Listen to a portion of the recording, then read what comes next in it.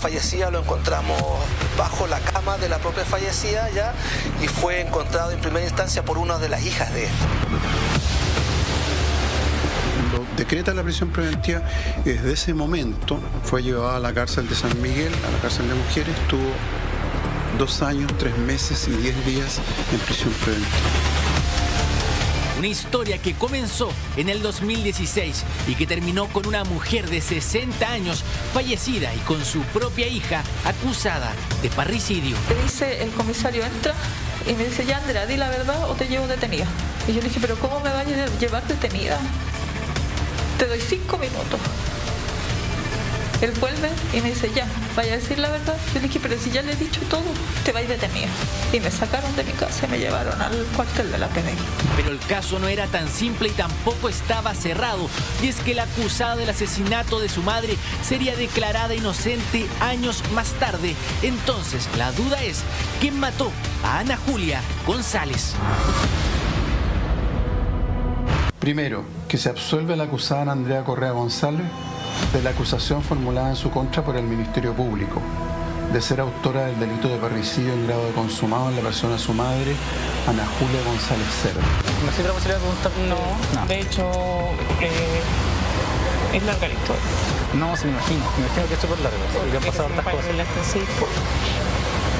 Pero no. Retrocedamos en el tiempo. En julio del año 2016, la familia de Ana Julia González se percataría de que la mujer de 60 años estaba desaparecida. Presentaron una denuncia por presunta desgracia y comenzaron entonces la búsqueda. Su hija, Ana Andrea Correa, nos cuenta cómo fueron aquellos días en que nada se sabía de su madre. Fui a cuidar a mi sobrino. A eso de las 1:30, 2, llegó mi hermana y me dice que mi mamá no está. Que si yo sé si ella salió o si me avisó. Y yo le digo que no. Y me dijo, mi mamá tenía la puerta cerrada y no está. ¿Tú sabes dónde fue? Yo le dije, no, a mí no me avisó. Pusimos la denuncia y nos dijeron que teníamos que esperar. Así que esperamos, salimos a buscar a distintos lugares, San Bernardo, los hospitales, todo. En la casa de la mujer desaparecida vivía su hija Ana Andrea y también la hermana menor de ella junto a su marido. Los días pasaban y Ana Julia seguía desaparecida hasta que finalmente llegó el fatídico 30 de julio del año 2016, en donde Ana Andrea tendría una fuerte pelea con su hermana y luego ocurriría un impactante hallazgo. Y me dice que ella siente que algo va a pasar o algo se va a saber. De repente me dice, dime, ¿tú sabes dónde está mi mamá? Y yo le digo, no. Me empieza a empujar y después yo me agaché y le dije que se tranquilizara y siento un golpe en el lado izquierdo que me dejó, se me fue la vista. De hecho, el lente voló. Y cuando me reintegro le digo, ¿qué te pasa? Le digo, yo soy tu hermana. Y me dice, no, es que tú sabes algo, es que tengo que desquitar mi rabia con alguien. Y me reincorporo y me empieza a empujar y a decirme que yo le diga la verdad, que yo me tengo que morir, porque si no ella se va a ir presa y le van a quitar al niño. Ese día la hermana menor de Ana Andrea estaba nerviosa y violenta. Ella no entendía nada. Después de ser agredida quedaría inconsciente y despertaría cuando la policía ya estaba en el domicilio. Ahí se enteraría de un macabro hallazgo en su propia casa, y es que su madre había aparecido fallecida bajo su cama. Finalmente me asfixió hasta el punto en que yo empecé a convulsionar, empecé a perder la conciencia. Cuando desperté, estaba fuera de mi casa, en el antejardín. Había mucha gente. Y una tía me dice, yo le digo, tía, no sé qué pasa. Le digo yo, entran, salen de la casa, ¿qué pasa? Y me dice, ¿usted no sabe? Encontraron a su mamá debajo de su cama, muerta. Nos percatamos de que este hecho se trataba de un homicidio, ¿ya? Y que la víctima había sido en primera instancia, cuando las primeras indagaciones, estrangulada. El cuerpo de la fallecida lo encontramos bajo la cama de la propia fallecida, ¿ya? Y fue encontrado en primera instancia por una de las hijas de esta. De acuerdo a las primeras indagaciones y al examen realizado por el médico criminalista de nuestra institución, el cuerpo se encontraba con lesiones en el cuello atribuibles a estrangulación. La policía de investigaciones confirmaba el hecho hace ya 5 años. Heridas en el cuello de la mujer y una persona detenida. Se trataba de Ana Andrea. Efectivamente hay una persona que se encuentra detenida en este momento. Ella es la hija, una de las hijas de la persona fallecida. Y bueno, está dentro de lo que ha sido la investigación que se ha efectuado por parte de la Brigada de Homicidios durante el día. La acusaban de haber asesinado a su madre. Ella no lograba comprender qué era lo que estaba pasando. Inclusive su hermana decía que ella era la culpable del homicidio. Sería formalizada prisión preventiva. La vida se le derrumbaba. Ella seguía sosteniendo su inocencia. A raíz de esto, la traslada a Gendarmería al control de detención. Y en ese control de detención, el juez, luego de escuchar el relato de la Fiscalía, del fiscal que atendió esto, don Renzo Raceto, solicita la prisión preventiva por un supuesto delito de parricidio, lo decreta la prisión preventiva, y desde ese momento fue llevada a la cárcel de San Miguel, a la cárcel de mujeres, y estuvo 2 años, 3 meses y 10 días en prisión preventiva. Tras 2 años en prisión, los cuales describe como un verdadero infierno, y tras 2 juicios, la justicia desestimaría los cargos en contra de Ana Andrea, es decir, ella no era la culpable de haber asesinado a su madre, recuperaría su libertad, y es que su inocencia ya era un hecho. Pero entonces, si no fue ella, ¿quién mató a la mujer de 60 años? La verdad que yo esa es la respuesta que quiero. Mira, yo no quiero culpar a nadie inocente. Yo no quiero a nadie inocente preso que pase por lo que yo pasé. Pero yo quiero llegar a la verdad. Y ellos hay muchas preguntas que tienen que responder. Que tienen que decir la verdad. Tanto Ana Andrea como su abogado sospechan que la verdadera homicida sería su hermana, la misma mujer que aquel fatídico día la agredió brutalmente y que, según su versión, jamás participó activamente de la búsqueda. Y además, esta hermana terminó quedándose con la casa familiar. Porque uno jamás de su familia va a esperar eso.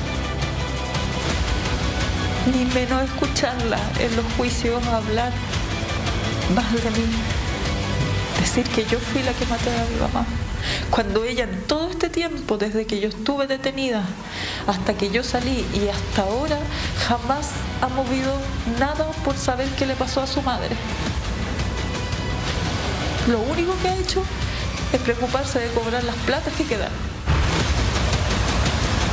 Entonces fuimos a donde esta hermana para también obtener su versión. En esta casa vive ella, en la misma en donde apareció el cuerpo de su madre bajo su cama.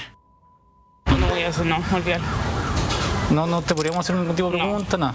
No. ¿Y a qué se debe? En el lugar nos recibe, pero se resiste a referirse a esta situación. La historia es larga, eso es lo que nos señala. Prefiere entonces no hablar. No. ¿No existe la posibilidad de preguntarte? No. De hecho, es larga la historia. No, sí, me imagino que es súper larga, porque han pasado hartas cosas. Sí. Pero no voy a hablar nada. Actualmente existe una querella criminal en la Fiscalía Centro Sur que busca esclarecer qué pasó realmente con esta mujer de 60 años. ¿Quién la mató? ¿Son acaso certeras las sospechas de Ana Andrea y su abogado? Lo cierto es que por este crimen una mujer inocente pasó 2 años en la cárcel y aún no se sabe quién asesinó a su madre.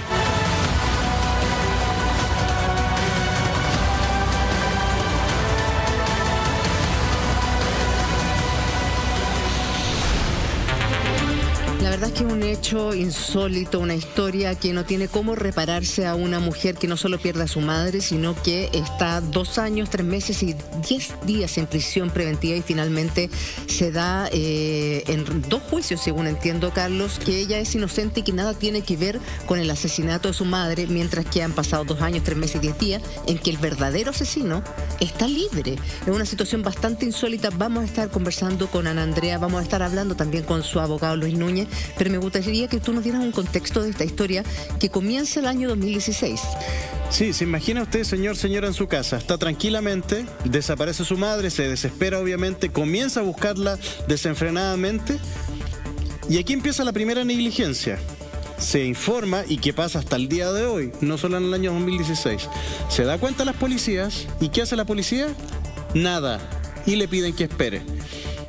Primer gran error. Después de eso, la hermana comienza a golpearla y agredirla a Ana Andrea Y aquí empiezan las cosas extrañas.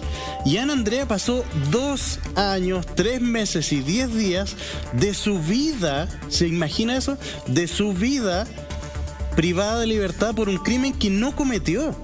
Y no cualquier crimen, ojo, estamos hablando de un homicidio. parricidio. Sí, es terrible. Entonces, ella se tuvo que casar en la cárcel.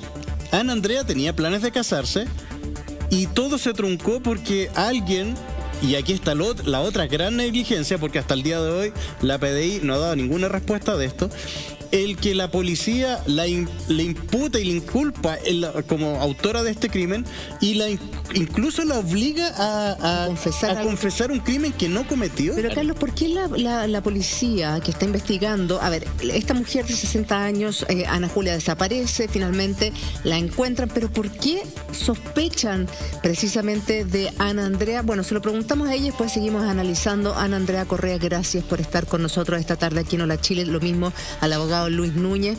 Gracias por compartir con nosotros tu testimonio y tu historia, que de verdad es tremenda, porque no solo pierdes a tu madre, sino que se te culpa de haberle quitado la vida y finalmente después de 2 años, 3 meses y 10 días, porque cada día que pasaste en ese centro, en esa cárcel, en prisión preventiva cuenta, te dicen que eres inocente, algo que tú sostuviste desde el primer día.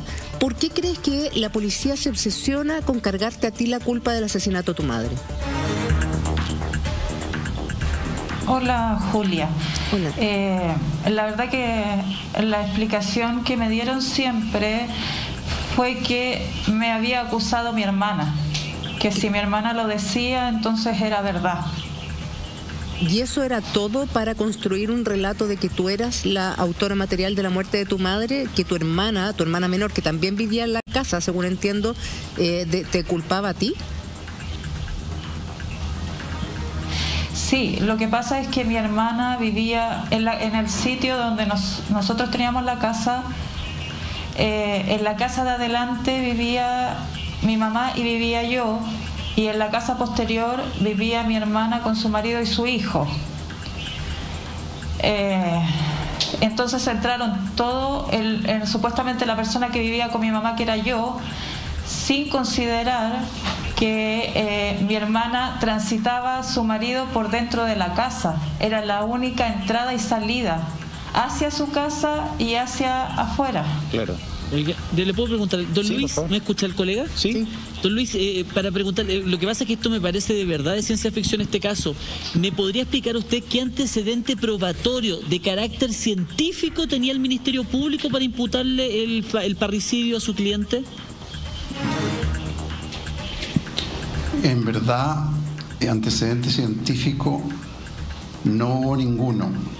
¿Ninguno? Puesto que los peritajes que agregaron a la investigación, ninguno de ellos logró vincular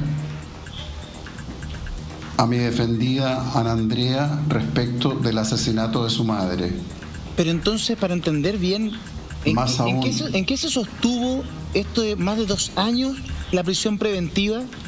¿Cómo lograron retener a su representada, a Ana Andrea, en la cárcel sin tener una prueba científica? Bueno, eso es a mi entender, una deficiencia que parte con la falta de profesionalismo de la Policía de Investigaciones. ¿Por qué? Porque habiendo estado solamente 5 horas en una parte del sitio del suceso, con ese antecedente de haber examinado un tanto el cadáver de la señora Ana Julia y algunas fotografías, con ese antecedente elaboran un informe diciendo que a Ana Andrea le cabe responsabilidad en ese delito.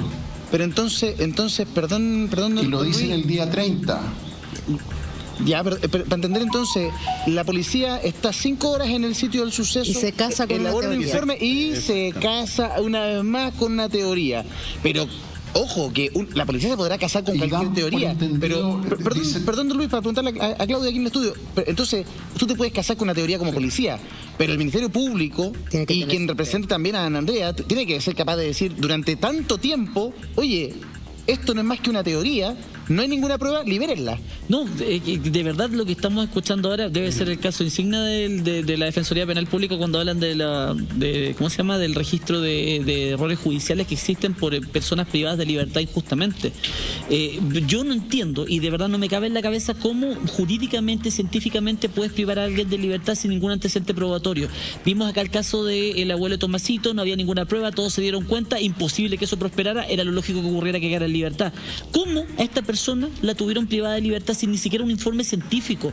Porque si te das cuenta que llegan los peritajes que van diciendo no tiene responsabilidad, es imposible sostener una prisión preventiva. Colega, ¿le revisaron la prisión preventiva a su representada durante el proceso que estuvo en prisión? 6 veces. ¿Y las 6 veces la mantuvieron la prisión preventiva? Sí. Exactamente. La primera revisión, en realidad, no habían suficiente antecedentes para cambiar la medida cautelar, pero en la segunda ya habíamos logrado acumular una serie de antecedentes nuevos. ¿Y qué pasó en la sexta? Eso es lo que me preocupa, ya en la sexta cuando supuestamente tenían todos los antecedentes. Claro, primero, la Fiscalía hizo caso omiso de los antecedentes nuevos. Entre otras cosas, yo solicité que Ana Andrea declarara en el mes de noviembre de 2016 y ella prestó una declaración extensa como de 2 horas ante el fiscal que estaba y ante el jefe de la brigada de homicidio. El relato que hizo Ana Andrea fue extraordinariamente detallado. Colega, para interrumpirle un poquito, disculpe. Jamás. Disculpe. A ver, quiero entender algo. Yo entiendo que ella puede haber entregado un relato y ya nos entregó en la nota un relato de lo que ella había ocurrido. Básicamente fue agredida, pierde la conciencia, no entiende nada, despierta, vuelve en sí y se entera de que habían descubierto el cuerpo de su madre. La verdad, y quiero ser súper sincero con usted, en este juicio se estableció la inocencia de ella porque no se pudo probar su participación, o bien porque eventualmente se puede saber que otro tercero o otra persona fue la que cometió el delito. No, lo que pasa es que los 2 tribunales orales llegaron a la conclusión de que no existían suficientes elementos de prueba para determinar que ella había tenido participación en ese delito. Ya, perfecto. O sea, lo que el tribunal hizo fue básicamente decir, aquí las pruebas que tiene el Ministerio Público no son suficientes para decir que la señora Ana Andrea haya cometido el delito. Pero es distinto que hayan existido pruebas que dijeran no fue la señora Ana Andrea o fue un tercero. Claro. A ver, Carlos. Claro, pero dijo una cosa muy importante. Los tribunales dijeron que es que con las pruebas que presentó el Ministerio Público no se lograba deshacer la presunción de inocencia de Ana Andrea. Eso quiere decir que el estándar probatorio que presentado por el Ministerio Público era muy pobre. Básicamente casi lo mismo que vimos en el caso del abuelo Tomasito. Ese es el punto. Aquí estamos hablando de una negligencia enorme por parte de la Policía de Investigaciones para enmarcar o tratar de poner a una persona imputada de un delito que 2 tribunales orales, no 1, 2 dijeron que no era culpable. No hay medios de prueba, no hay absolutamente nada. Entonces, a mí la gran duda que tengo en este minuto, ¿dónde está ese fiscal? Porque yo a lo menos, yo espero que ese fiscal ya no sea fiscal en ninguna parte del Ministerio Público porque es totalmente negligente. Y la gente de la Policía de Investigaciones, a lo menos un sumario interno también, por lo mismo, porque aquí están violando un derecho humano. Están plantando una persona y declarándola e inventando medios de prueba para haber culpado a una persona de un homicidio que no fue. Entonces, eso es lo grave de este caso. Yo creo que ahí está. Es que lo grave también. Y quizás cuántos casos más hay igual. Pero es que, Carlos, lo grave no solo es el horror que tuvo que pasar una mujer inocente, como es el caso de Andrea, sino también que quién fue. Porque si algo se queda claro es que la señora Ana Julia fue asesinada. La asesinaron. O sea, hay intervención de tercero. Exacto. Entonces, ¿quién fue el asesino de esa mujer de 60 años? Ha pasado 2 años, 3 meses y 10 días libre. Exacto. Libre. Entonces, hay una persona que cometió un crimen y que está libre, y que Andrea estuvo 2 años y 3 meses en una cárcel cuando era completamente inocente y nadie la escuchó. Y sigue libre, si ese es el problema. Quien dice que ese homicida no ha cometido otros crímenes y se está riendo obviamente de toda la justicia, y es un crimen sin resolver. Entonces, si la Policía de Investigaciones quiere arreglar el pastelazo que hizo antes y que acaban de quedar en ridículo a nivel nacional, arréglenlo, vayan y busquen a la persona que realmente hizo el crimen, busquen los medios de prueba y preséntenlos como corresponden al Ministerio Público. Entonces aquí empezamos a conversar lo que hemos conversado muchas veces, los famosos bonitos para los fiscales que cierran las causas, un homicidio, un detenido, se acabó el caso y punto. Entonces ahí está el problema. Totalmente. Ahí está el problema, y estas cosas lo vemos una y otra vez, pero este caso es gravísimo. Sí, miren, me gustaría objetivizarlo desde el punto de vista de que eventualmente una mala investigación puede producir problemas tan grandes como detener a una persona inocente privada de libertad, como tener a una persona culpable también en libertad. Ana Andrea, sigues con nosotros en la transmisión. Me gustaría preguntarte, ¿tú qué crees realmente que sucedió con tu madre? Hola, Eduardo. Hola, eso es lo que yo quiero saber y el motivo por el cual yo estoy acá. ¿Tú tienes alguna teoría? Han sido 5 años de esperar saber la verdad. Sí, pues. ¿Tú piensas algo? ¿Tienes alguna teoría? ¿Qué crees realmente que sucedió? Porque aquí el actuar de tu hermana es sumamente extraño. Te agrede, te inculpa, pero puede haber sido también la desesperación de otra hija, de sentir que nadie hacía nada y que efectivamente ya puede haber creído que tú tenías algo que ver. ¿O tú crees que aquí hay una intención distinta? Lo que pasa es que a medida que fue pasando el periodo de mi investigación, ella en sus declaraciones de fiscalía y en juicio oral dijo muchas mentiras, al igual que su marido. Lo otro es que cuando ella me agrede el día 29, me decía que yo me tenía que morir. Que yo me tenía que morir porque si no yo la iba a meter a la cárcel y a ella le iban a quitar a su hijo. Ah, perfecto. Entonces hubo amenazas, no solo agresiones, te inculpó, ella sabía que tú ibas a perseguir la justicia y que ella iba a terminar en la cárcel con el perjuicio que tú nos acabas de describir. Entonces, ¿tú crees que tu hermana y su marido tienen algo que ver en todo esto? Yo no puedo culpar directamente a nadie, pero sí sospecho de ellos, porque ellos tienen que decir la verdad en muchos aspectos, en los cuales ellos mintieron. ¿Se puede? El día que ella me agredió también... ¿Ya? Después ella declaró ante la PDI en juicio que yo la había agredido a ella, cuando no fue así, ella me agredió a mí. Oye, Ana Andrea, ¿qué móvil podría tener tu hermana para querer quitarle la vida a tu madre?